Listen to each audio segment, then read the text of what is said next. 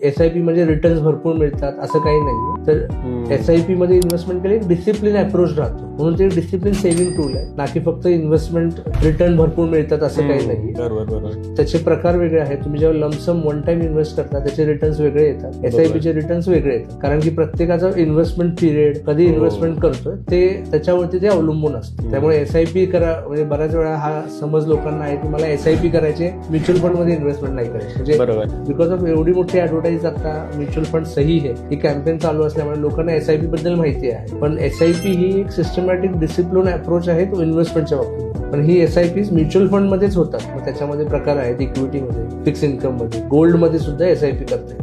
So ह्या ज्या investment एव्हेन्यूज आहेत डिफरंट काइंड ऑफ, त्याच्यामध्ये सिस्टमॅटिक इन्व्हेस्टमेंट करणं याला SIP म्हटलं जातं. आणि एखादे पैसे वन टाइम टाकणं याला आपण वन टाइम इन्व्हेस्टमेंट असं म्हटलं जातं, किंवा फायनान्शियल लँग्वेजमध्ये लमसम इन्व्हेस्टमेंट असं म्हटलं जातं.